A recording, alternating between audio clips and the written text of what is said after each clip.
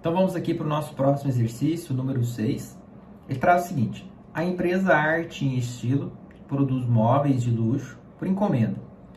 Os seus custos fixos totalizam 9.600 por semana e as despesas fixas de administração e vendas 4.200 também na semana. Então aqui eu já vou registrar essas informações, a gente deixou já a estrutura pré-alimentada, né, para facilitar aqui a nossa resolução. Então o custo fixo de 9.600 semanal e despesa fixa 4.200. Algumas empresas, né, acabam fazendo essa divisão de fluxo de caixa desses gastos simplesmente por achar mais fácil, né, distribuir aqueles elementos, né, que geralmente computam o mês na semana, né, considerando fluxos recebíveis. Então, esse aqui é o caso dessa situação aqui. Então, toda semana ele faz essa distribuição aí dos gastos, ok? E aqui no caso também ele traz para nós quais são os custos e as despesas variáveis relacionadas à produção e às vendas, né? Então ele traz que existem duas linhas de produção, a linha de carrinho e a linha de estantes. Então ele vai dar as informações de maneira respectivamente, né? Ou seja, primeira relaciona ao carrinho, depois a estante. Então o material direto, né? Então aqui a gente abreviou, 150 que eu gasto para os carrinhos e para as estantes eu acabo gastando 500. Comissão, monetariamente, eu acabo gastando 50 para os carrinhos e 150 para as estantes. Frete, R$ 25 para os carrinhos e 55 para as estantes. Então aqui são todos os insumos variáveis, né? Mão de obra é um custo variável, a comissão é uma despesa variável. Esse frete aqui, como ele deixou 100% claro, a gente poderia ter algumas possibilidades. Se a gente falar que esse frete seria sobre a compra, esse aqui seria um custo variável. No entanto, se a gente falar que esse frete aqui é sobre a venda, já seria uma despesa variável.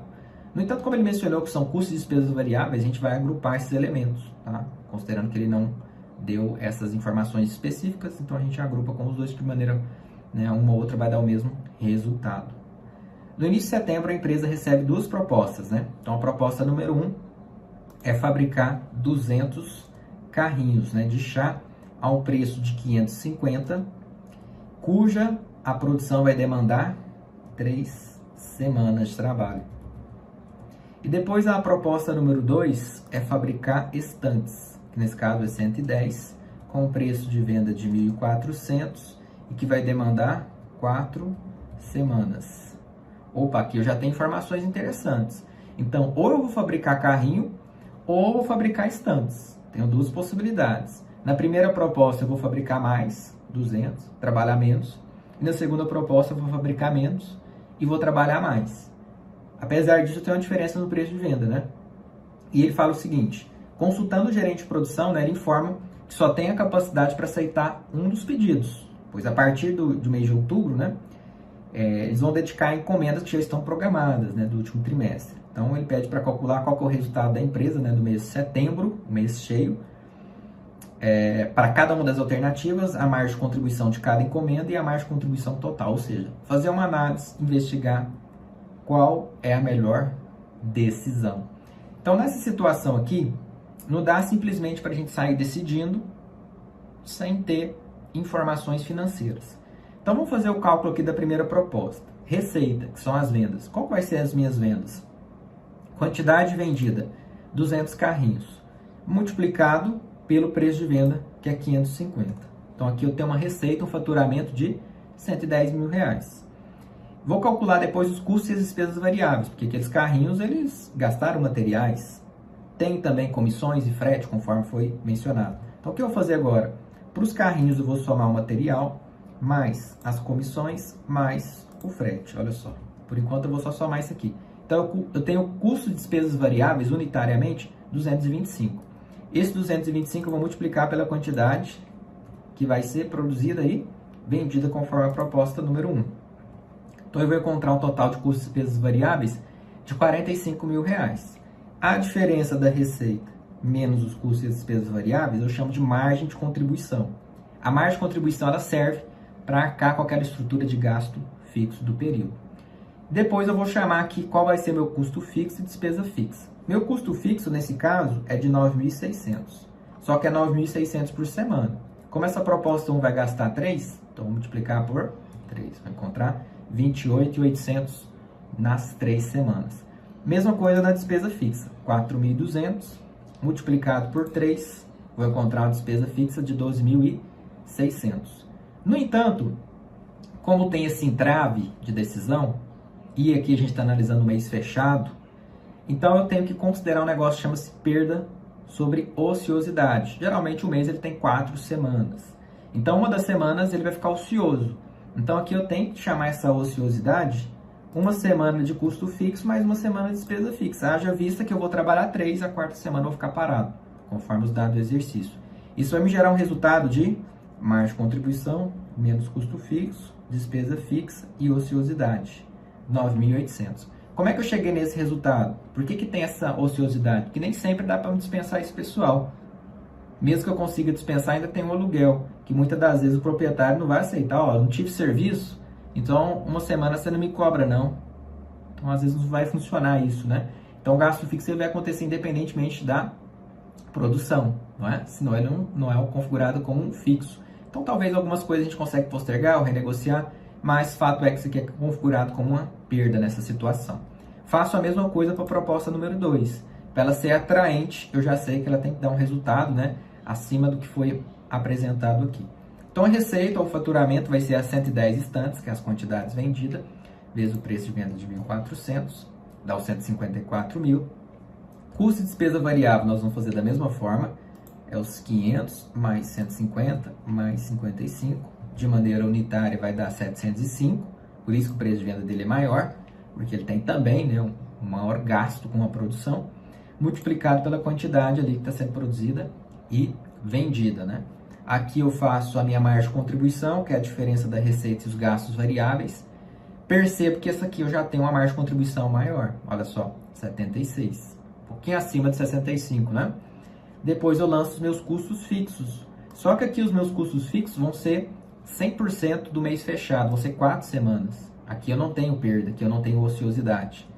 Então, custo fixo 38.400, despesa fixa, vou ter um total de 16.800. Lembrando que eu vou pegar a semana de cada um deles, né, de custos e despesas, e vou multiplicar por 4. Então, aqui eu não tenho ociosidade.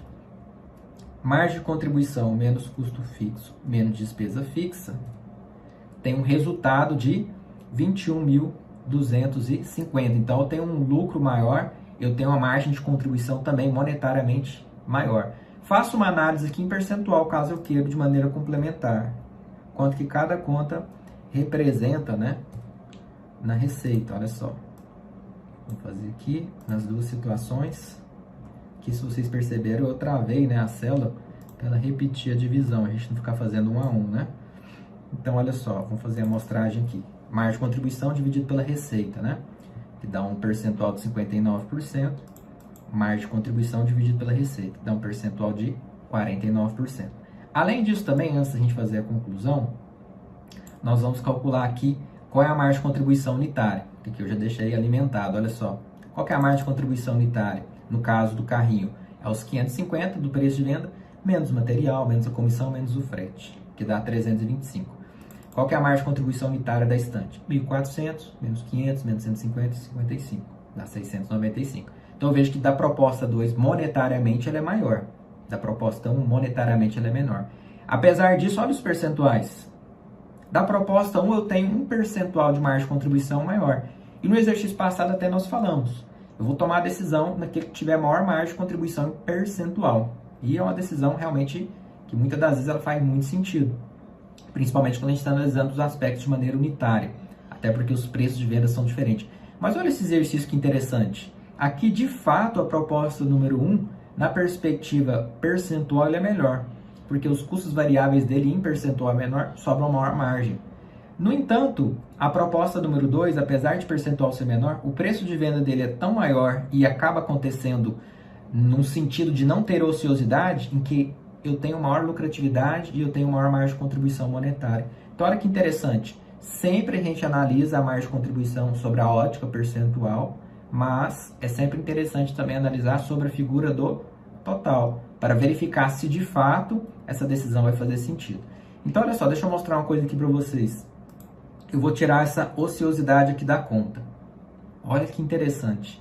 Quando eu tiro a ociosidade da conta, eu vejo que a proposta número 1, ela faz sentido em termos de lucratividade, justificando esse percentual de margem, né, que nós acabamos de mencionar.